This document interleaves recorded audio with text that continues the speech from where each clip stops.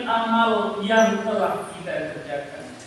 Sibuk dengan mencari kekurangan orang lain, lalu lupa dengan kekurangan pada diri kita sendiri. Bukankah dalam hadis lain Nabi mengajarkan, tuba, beruntung sekali liman saghalla aibuhu an uyubin nas, orang yang kekurangan pada dirinya sendiri menyebabkan dia sibuk sehingga dia tidak sempat lagi mencari kekurangan dan aib orang lain. Tapi sebaliknya, celaka benar seseorang yang kalau waktunya habis, waktu umurnya habis dengan sia-sia, dengan mencari aib, mencari kekurangan orang lain, lalu melupakan aib dan kekurangan yang ada pada dirinya sendiri. Masyaallah muslimin, jamaah Jumat yang kami muliakan, sibuk dengan aib dan kekurangan orang lain dan asyik tenggelam di dalamnya, membicarakan keburukan si fulan, membicarakan keburukan si fulan, membicarakan keburukan si sana dan si sini, menyebabkan kita terlena, menyebabkan kita tidak sadar dengan aib dan kekurangan yang ada pada diri kita sendiri. Saudara, dalam dunia jurnalistik ada ungkapan bad news is a good news.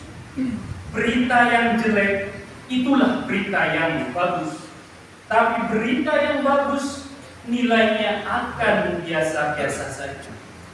Sedangkan berita yang jelek, berita yang kontroversial, jika diangkat, jika dikemas, jika dipoles sedemikian rupa, akan menjadi berita yang bagus, menarik, kejutan, dan menimbulkan rasa ingin tahu pemirsa.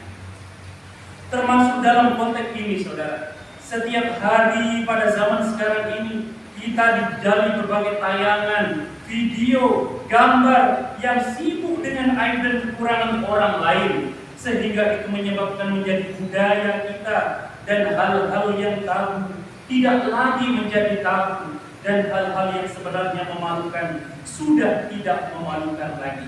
Sementara sedikit sekali hikmah dan pelajaran yang dapat kita ambil dari hal-hal tersebut. Ini yang pertama, al-istighalu bi uyubil khalqi. Masyaallah muslimin jamaah Jumat yang kami muliakan. Adapun yang kedua, hal yang dapat merusak nilai-nilai keimanan kita, nilai-nilai ibadah kita adalah wa qaswatul qalbi. Orang yang keras hatinya itu keras, kasar, dan beruntunglah saudara jika kita oleh Allah Subhanahu wa taala, jika kita diberi hati yang lembut, hati yang penuh kasih, yang peka, yang cepat menerima kebenaran. Sebagai contoh saudara, Sayyidina Umar bin Khattab, orang yang diberikan hati yang keras tapi mudah dan gampang menerima kebenaran, cepat menerima kebenaran. Dan yang dimaksud dengan qaswatul qalbi adalah ini sudah hatinya keras, kasar, dan tertutup untuk menerima kebenaran. Nah, tak kala kita tidak mau menerima kebenaran, lalu kita merasa kitalah yang paling benar, kitalah yang paling hebat. Banyak sekali saudara dalam perjalanan hidup ini orang-orang yang terjebak menjadi pemilik kebenaran, mengklaim yang lain salah, hanya dirinya yang benar, dan akhirnya terjebaklah ia dalam hati yang kasar, hati yang keras seperti tadi.